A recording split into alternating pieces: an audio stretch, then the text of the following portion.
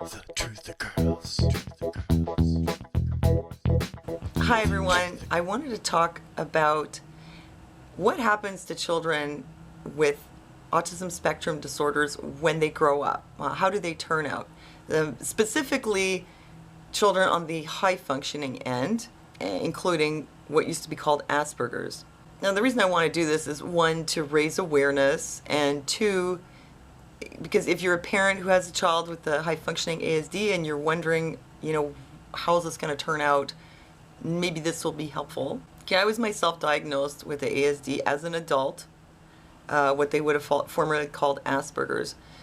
I know that I don't look like I have an ASD. I'm totally aware of that.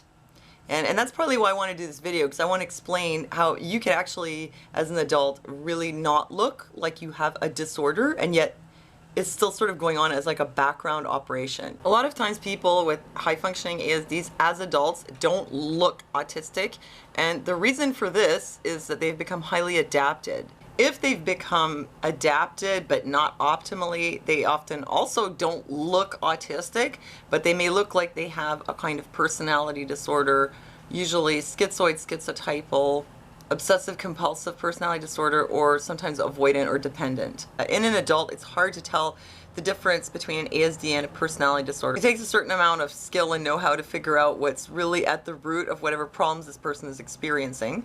If somebody really knows what they're looking at, they might be able to say, oh, well, I can tell this person has ASD or Asperger's, but often it's really not obvious, and sometimes it's so not obvious that nobody would even believe you had an ASD.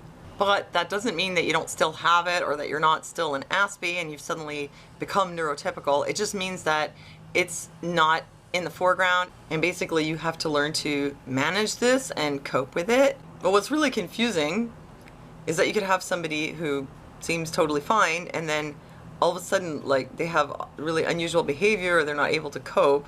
And this can be confusing not only to the people around them, but to them themselves. And what's really happening is that when exposed to certain triggers, or enough of them, the ability to cope decreases, and then the ASD related issues may come more to the foreground. Okay, the way this was explained to me was that it depends on how well you've adapted. And apparently I'm very well adapted, especially on the social level. Okay, I just want to show you a few videos that you can check out of some people as adults who have ASDs, or who grew up with them. Alright, there's John Hall, the author of Am I Still Autistic? Now this guy was diagnosed not just as Asperger's, but really as autistic, and even mildly like intellectually impaired, and he grew up to be a CEO of a company. So, how can that be? Well, it can, and go check out his video and he'll explain. Okay, here's another one. Daniel Wendler. You can see his talk here, his TED Talk, My Life with Asperger's. Of note, in the description they say, he has Asperger's syndrome, which is a neurological condition that prevented him from learning social skills naturally. Okay? Prevented from learning social skills naturally doesn't mean you can't learn social skills. So that's, if people believe that, that's like a sort of misconception. And the third guy that I'd like to show you is Owen from RSDTyler. RSD stands for Real Social Dynamics. Okay, this guy is like one of these experts at picking up chicks. Yeah, not what you would think, would expect from someone who openly discloses that he was diagnosed with Asperger's as a child. But it just goes to show that if you really set your mind to something and you really want to learn, you can. Okay, and as for women, have a look at this video by Rudy Simone, Being Human on the Spectrum. I mean, she wrote books about Asperger's. What do you call it? Aspergirls, women on the spectrum. And she's written a whole bunch of other books. I don't know her name, but the channel is called MindofHerOwn. And she's a woman who was diagnosed with Asperger's as an adult. I'd just like you to go check out her videos. She has a lot of interesting things to say. And while I'm on the subject, check out Petro's video, 5 Things Never to Say to a Child with Asperger's. And you might be surprised to find that she herself was diagnosed with Asperger's as a child.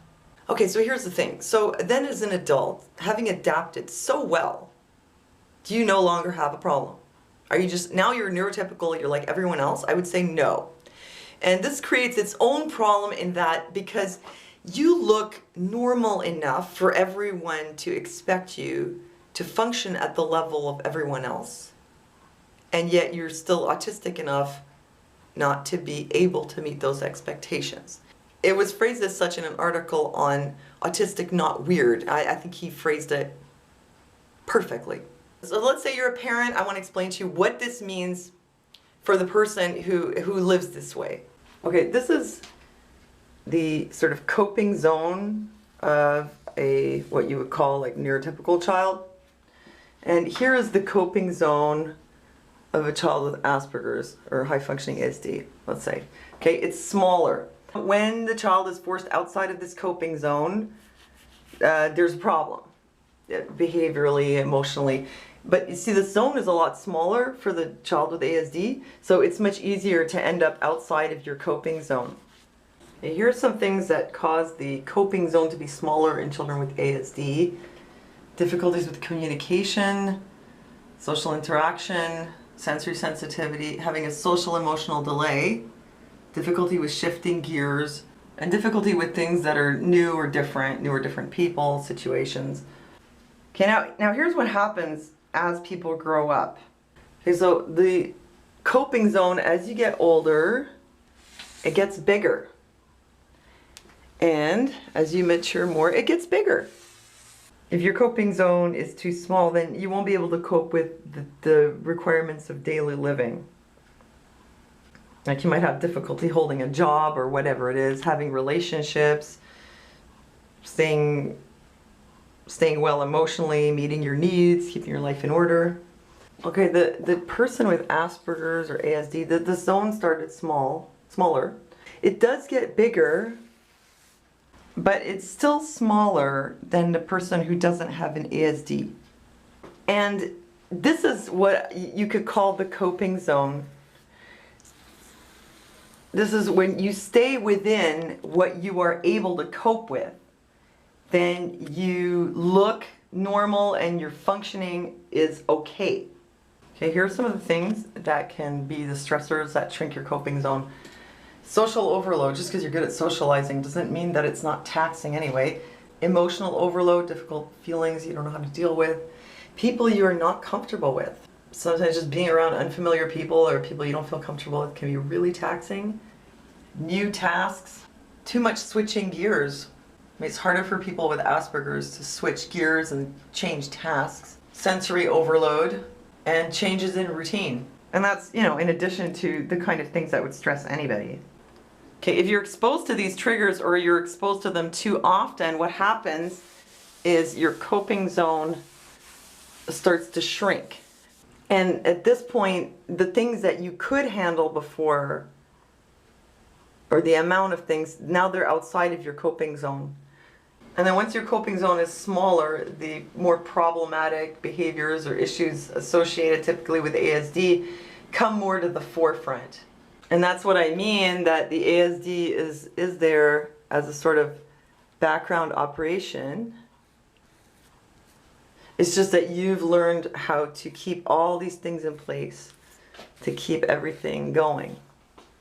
And the person who doesn't have Asperger's, if they're put under enough stress, although the kind of things that would get them to this point are probably different than somebody with Asperger's. It's sort of easier to get to the where it cracks your coping zone because you're very sensitive to sensory stuff and things like that. If they get enough stress in their life, their coping zone will also shrink. But it's still bigger than the person with Asperger's, and this happens more easily with the person with Asperger's.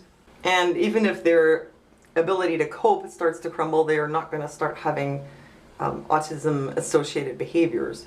So this is, a neurotypical person under good life circumstances. I mean, assuming they're not like being abused or living in a war zone or, having really horrible things happening to them. And this is a person with ASD who's worked very, very hard to become able to function at a level at or close to, a neurotypical person who has a sort of okay life circumstance. So to sum it up, what this means is that children with ASDs have a lot of difficulty coping with stuff that other people sort of take for granted they should be able to cope with, and they need to really learn the skills to cope, skills to interact, and eventually this becomes like a scaffolding, and with the right kind of scaffolding and support as adults, you know, they will they will have adapted really well.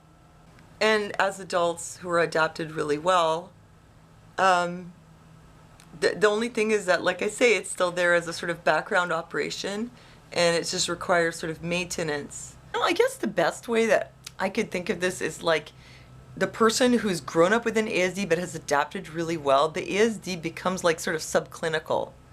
Like I keep saying, it's like a background operation, but it's not like a disorder where, you know, everywhere you go in all areas of your life all the time, it's, you know, apparent to everyone else that there's something wrong with you.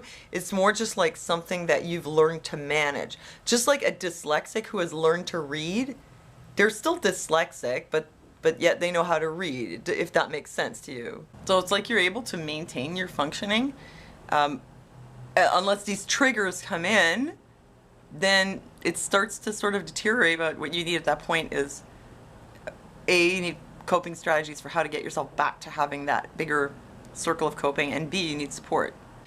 Well, I hope that that was clear and that it helps in some way. So let me know what you think. Thanks for giving me a thumbs up. Thanks for listening to me, and I'll see you next time.